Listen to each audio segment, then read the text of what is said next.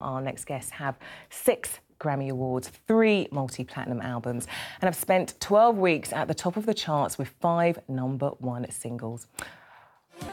Well, this year marks the 20th anniversary since the Black Eyed Peas were first formed, and to celebrate, the 3 original band members are going back on tour for the first time in 8 years.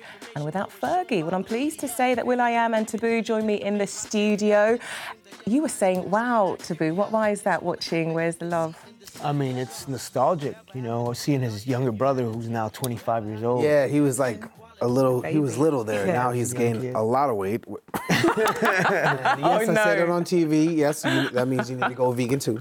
Well, look, okay, officially we're saying 20 years since you originally formed. No, But actually 20 years since we put our first record out. Right, Yeah. okay, because we were having a debate in the newsroom, because I'm old school. I remember when you guys got together, this is pre-Fergie, when I'm in college. Yep. And so this is, for me, how you are now. It's more or less how you started. Of course. Exactly. Yeah. But it's educating the folks that may have known us from Ella Funk on. Yeah. And don't really know the history of the Black Eyed Peas. You know, we formed in 1995, but we've been friends since we were 17 years old, so, you know. So why has it taken so long? So for you guys to get back together, get touring again? I mean, 7 years since you guys last toured in the UK, and get back and also making music together. Like we always make music, just life happens. And, you know, we salute Taboo. He's our inspiration. He is a warrior. He fought and was diagnosed with cancer, fought it and beat it. And today is... We celebrate, today actually marks the 4-year of me being cancer-free. That's amazing. On this day is the last day that I did chemotherapy in 2014. But it's a new lease on life. It's an appreciation for every day that I get to be with my wife and my kids, but most of all, the thing that kept me fighting and kept me like motivated is knowing that I could be on stage with Will.i.am and Apple, my best friends, back touring, doing the thing that I love to do, performing with the Black Eyed Peas and expressing the love and positivity that we've been having since we were kids. I mean, how did you find out? Because you had testicular cancer. Testicular, yeah. And that's something a lot of men don't talk about. We don't talk about emotions, men don't talk about bodies, health, and that sort of thing. How did you become aware? Well, I would say from 2007 till 2014, I was having chronic back pain, which I thought it was from the wear and tear of touring. And in 2014, June 24th is when I got diagnosed, and I thought, I thought it was kidney stones, because it was back pain. And when I went to the doctor to do the MRI and the CAT scan, they said I had a mass that was 4 centimeters wide, 4 centimeters long, and it turned out to be testicular cancer. So the first thing that I learned is to listen to my body, first and foremost, and also the trauma that I experienced during chemotherapy taught me about resilience. It taught me about being able to overcome that, but also using this platform to be of service to others that are going through the same fight. So I've dedicated myself to be kind of like a champion of prevention, but also a spokesperson to the youth.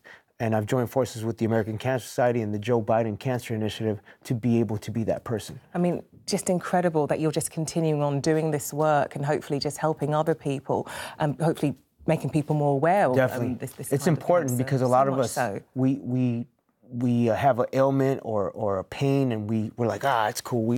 I don't need to go to a doctor. But really, you have to listen to your body, and that's something that I learned the hard way. And I just want to be a person that can speak from experience, but also just to inform and to educate folks about prevention.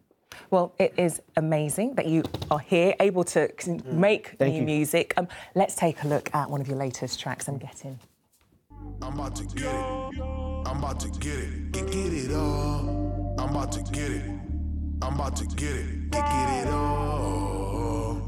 I'm about to get it. What is so interesting about this video, Will, is the references that you're making to modern America, the social issues, police brutality, and it's something that many artists seem to be doing. You're bringing together music and politics. We didn't see it in the video there, but towards the end, Donald Trump, or lookalike Donald Trump, appears in there, overseeing or watching this police brutality as it takes place in the music video. I mean, why is that? Why did you want to make a reference to politics in America today? Well, that song "Get It" is really about, you know, on face value when you see the video, you think we're talking about, you know, politics. But when you listen to the lyrics, we're talking about aspirations and making your dreams come true no matter what your obstacles are. And so that video represents like our journey, like coming from the ghetto, police brutality happening around us or to us, you know, no investment for our education, but yet we still had these dreams while we were in a nightmare. But the nightmare did not, you know, topple our dream. We kept the dream alive and we turned that dream into reality. And so that's what the marriage of the visual that you see with the lyrics that you hear is that you should not let a nightmare crush your dream. Try to figure out the best way possible by bringing people into the fold, changing your current, you know, structure of your friends and your network to make that dream flourish, to become. So is that how reality. you describe America right now? America as a whole, or certain parts of America living in a nightmare, as you described it? Well, no, for us, we escaped our nightmare.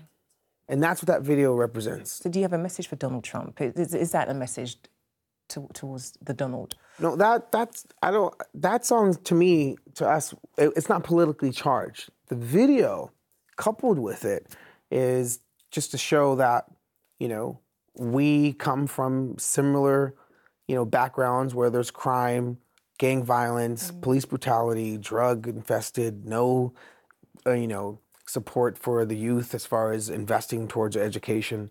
But we were able to bond together as a unit to overcome those obstacles.